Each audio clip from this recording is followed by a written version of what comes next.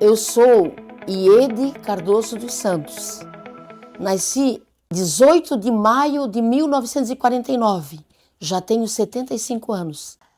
E a cidade que eu nasci foi Sara. Então eu sou nata. Eu sou da terra. Eu nasci aqui numa comunidade chamada Rua da Palha, que hoje é Vila São José. Então, Vitalina Reus Cardoso é a minha mãe. Manuel Benevenuto Cardoso é o meu pai. Todos falecidos. O meu pai já faz 37 anos e a minha mãe nos deixou há 17 anos. Mas a lembrança deles está dentro do coração da gente. Graças a Deus, eu sou casada há 55 anos com o professor, porque era na época que eu já namorava com ele, eu já era professora. 16 anos a gente começou a namorar, eu tinha 16 anos e ele 23.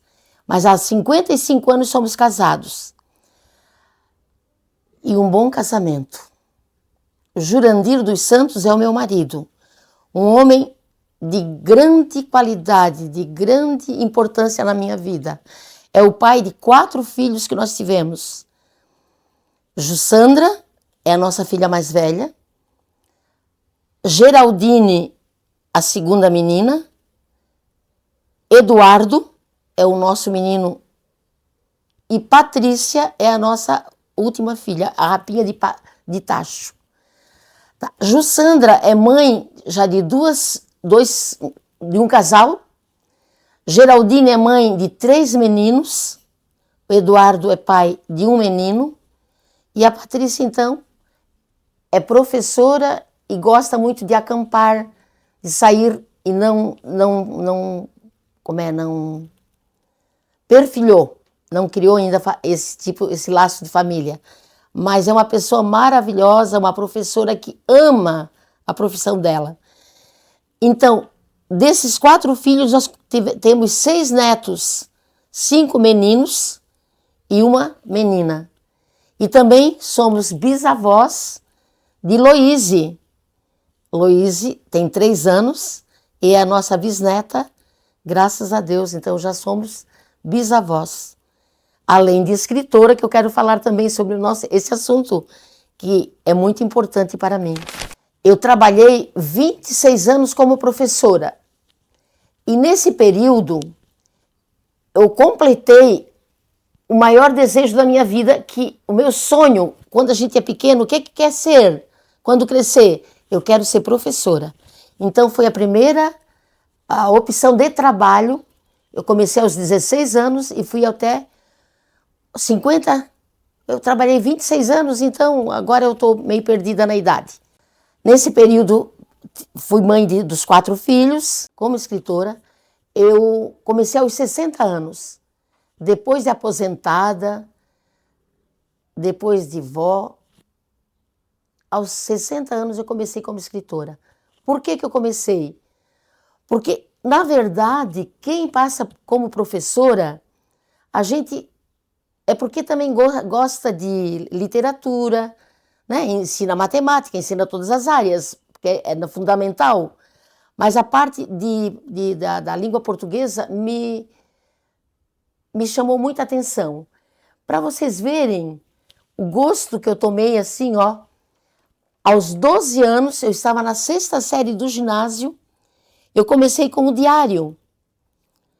Eu escrevia todos os fatos, não sei se algum professor sugeriu. Eu sei que esse aqui é o meu diário que eu comecei aos 12 anos. Então tá aqui, intacto, que eu guardo muito, muito bem, como se diz, as 7 chaves. Porque nas palestras que eu vou como escritora, eu mostro para as crianças que me fazem perguntas que quem quer escritor tem que gostar de escrever. A gente às vezes nem... Quando eu comecei no diário, eu não sabia que um dia eu ia publicar livros. Que hoje, graças a Deus, já são 7 livros publicados. 4 infantis e 2 infanto.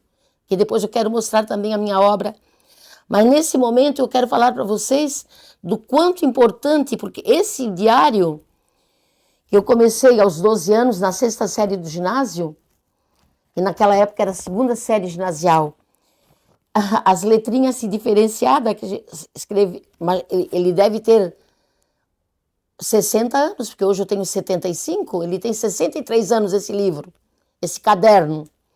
E por causa desse caderno importante, que eu valorizo muito, é que me ajudou a escrever esse primeiro livro, que é a Gerarda do Biso. Porque a Gerarda era uma caminhonete. Imagine você, que o meu pai tinha carroça e cavalo para buscar as mercadorias na colônia, para botar na venda. E trabalharam, ele e a minha mãe trabalharam, conseguiram então passar do cavalo e carroça para uma caminhonete, uma Chevrolet a motor, Chevrolet gigante. O meu pai conseguia carregar aqui dentro dessa Gerarda, conseguia carregar até 30 sacos de farinha de mandioca. Então era, como diz, aqui tem um versinho que o meu neto gosta muito. Eu contei para os meus netos, por isso que é a Gerarda do Biso. O Biso é o meu pai. Então eu tenho um neto que ele diz assim: vó, o versinho que eu mais gostei desse livro foi esse. Então fala, André. O Biso Mané Cardoso era um homem sabichão. Comprou uma caminhonete que parecia um caminhão. Ele deveria ter uns 5 anos quando ele se mostrou interessado e que gostou desse versinho do livro A Gerarda do Biso. Então esse livro foi escrito com muitas verdades, porque eu tinha o diário para mim. Eu digo que é como se fosse um farol a me dirigir com verdades, porque eu gosto de escrever realidades. Eu não sou uma autora ficcionista. Eu tendenciei para esse lado de contar verdades. Uma outra história sobre o bicho-papão. Mas aí, qual é a tua experiência com o bicho-papão, Iede? Alguém pode me perguntar. Quando a gente era professora, e quando mãe, e agora como vó e bisa, tem pessoas, até às vezes a mocinha que cuidava das crianças pra gente, que naquele tempo não tinha creche, botava medo nas crianças. Ah, se não comer tudo, o bicho-papão. Então o bicho-papão sempre foi é um folclore que dá muito medo em muitas crianças. Para vocês terem ideia, uma pessoa lá do Nordeste me escreveu querendo que eu mandasse o meu livro, porque a menina dela tinha medo de dormir no quarto por causa do bicho-papão. Aí eu mandei o livro e depois nós nos comunicamos e ela disse que ajudou bastante a menina vencer esse trauma, né? Então, não é só do Nordeste. Crianças do Brasil inteiro e do mundo inteiro morrem de medo do bicho. Então aqui eu procuro desmistificar esse monstro, tá? Que era a realidade que a gente via na escola e também na casa da gente através de outras pessoas. Então, o bicho-papão saiu por isso. Eu vou falar do meu... Esse livro aqui também foi muito contemplado com ideias, com pequenos textos que tinha aqui no meu diário. Aqui é o primeiro livro infanto-juvenil, 100 e poucas folhas. Aqui eu conto como é que era a adolescência no meu tempo, que é diferente da adolescência de vocês, meninas, e é diferente da de hoje também. Então aqui dá para fazer um paralelo do que foi ontem e do que é hoje. Esse livro gostei muito de escrever e muita gente que leu retornou para mim como foi importante ler. Aquelas que passaram na mesma época de mim lembraram de muita coisa. Realmente, Dona Iede, era assim. Mas aí eu continuei mais um pouquinho sobre a minha literatura infantil. Essa história aqui, quando a gente pequena não tinha muitos livros em casa, a minha mãe contava história verdadeira, história que aconteceu na família. Ela veio de uma família de 13 irmãos.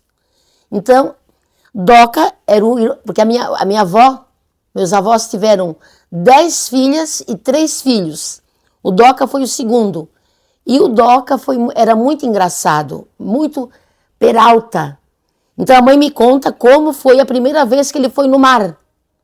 E aqui nessa história eu narro direitinho o contato, o conhecimento desse menino com Omar, que naquela época eles foram de carro de boi, ali da Vila São José até na praia. Diz a minha mãe que saíram bem cedinho, na madrugada, de carro de boi para passar os areal e tal. Chegaram lá, já era quase hora de comer a farofa, né? Farofa de galinha, aquelas coisas que a gente levava, porque não tinha bar, restaurante por perto. É areia e mar. Então, achei bem interessante e eu conto aqui. Inclusive, eu aproveitei e também nesse livro, eu conto quando Içara, não é que perdeu, mas deixou de ter no seu território içarense também a parte litorânea, né? Então eu conto direitinho. Esse livro eu acho bem interessante para professores que ensinam terceiro ano ali, que é a parte de bairro, de segunda série, terceira série. Acho bem interessante porque conta direitinho quando Içara deixou de ter essa parte litorânea no seu território. Eu passei também por um período de um câncer de mama aos 54 anos. E nesse livro, Câncer de Mama, Silencioso Mais Devastador, eu sou coautora junto com 23 colegas, amigas do peito que também tiveram o mesmo problema, a mesma doença. Umas venceram, outras não. Então aqui nós temos o depoimento de muitas que ainda estão vivas, graças a Deus, como eu, e algumas que a gente já perdeu, que Deus já colheu. Então esse livro aqui foi o segundo que não é da linha infantil, porque são mais de 100 folhas, 100 páginas, então a gente chama infanto-juvenil. Tal pai, tal filho. Então é a história de alguém da família. Eu tenho um filho bem comprido e tenho um neto que é curtinho ainda, mas também é Peralta. Então aqui eu conto um pouco do Davi e do paizinho dele, as aventuras. Eu também me aventurei, mais um que não é infantil. A minha 7ª obra, eu escrevi sobre a família Hels, da qual a minha mãe, é uma família alemã, da qual a minha mãe é descendente. Inclusive o padre Hels, que muita gente fala ali do Rio Grande do Sul,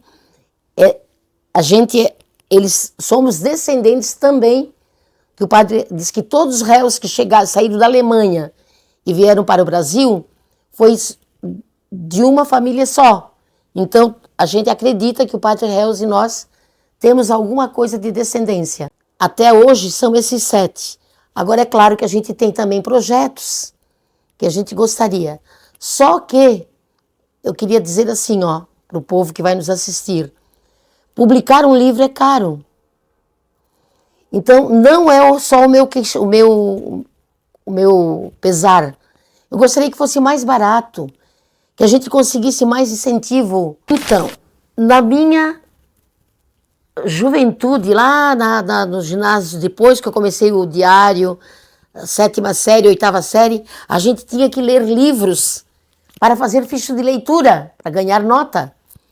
E a professora, esse aqui ainda está com a capa branca, e a professora levou uma bolsada de livros, e ela disse, todos os autores brasileiros, e eu vou sortear cada aluno para vir pegar o livro. Aí pela chamada ela chamava, e era o que estava na frente. Para mim, quando eu fui chamada, Memórias Póstumas de Brás Cubas. Machado de Assis, ela tinha falado muito bem dos autores brasileiros, inclusive elogiou muito Machado. Tá bom. Só que o livro tinha capa preta, esse aqui tá branco, mas quando há 60, quase 70 anos atrás, era uma capa escura. Aí quando eu comecei Memórias Póstumas, eu digo, o negócio parece coisa de morte. Aí eu digo, meu Deus. Levei o livro para casa e a primeira página, quando eu abri, era a dedicatória do Machado do Brás Cubas para aos vermes que comeram a minha carne. Menina, que comerão a minha carne, porque ele conta a morte dele, né? Aquilo ali me arrepiou. Cheguei no outro dia e disse, professora, eu não vou ler isso, que medo. Aí a professora disse, foi sorteado e é uma leitura muito maravilhosa e eu não vou trocar de ninguém. Volta e tu vai ler esse livro. É daqui que tu vai fazer a tua leitura, a tua ficha de leitura. E eu nunca gostei de ganhar nota baixa, aí eu me benzia, mas ia ler em casa. Menina, lá pelas tantas, eu amei o livro, porque ele também é cômico. O Machado de Assis parece assim que é um autor só austero, mas nesse livro ele se mostra vários pontos diferenciados da vida dele. Apaixonei, até ganhei uma nota boa na ficha, e aí quando eu cheguei na Ayla, tínhamos que ter um patrono. Eu digo, então, Machado de Assis. Então ele é o patrono, o meu patrono, na Ayla, escolhidinho, e acredito que bem escolhido. Para ser um bom escritor, precisa escrever. Então escreva sempre que puder, ou no seu diário, ou em folhas soltas. Escreva as ideias registradas num papel, daqui a pouco daqui a um tempo pode virar um livro. E a gente pode colher muitos bons frutos na carreira de escritor. Eu gosto de falar sobre a minha aldeia. Um escritor russo, de algum tempo atrás, muitos anos, foi entrevistado por um escritor novo e ele perguntou, para me ficar famoso como o senhor, o que eu tenho que fazer nas minhas obras? E ele respondeu, escreva sobre a sua aldeia. Então, minha filha, Içara está no meu coração, eu sou apaixonada. Eu digo que eu sou bairrista.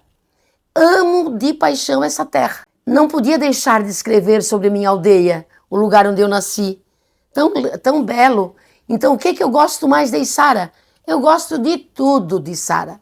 Aparece na minha obra e eu escrevo com muita alegria que Içara é o meu chão. Acredito tanto que a nossa Ayla, através desse documentário, vai ser mais vista, mais lembrada, mais valorizada. Muitos escritores içarenses estão se projetando no mundo da escrita porque têm coragem e estão fazendo, estão escrevendo, estão produzindo e estão brilhando, né? Muitos escritores içarenses já estão nesse patamar, como se diz.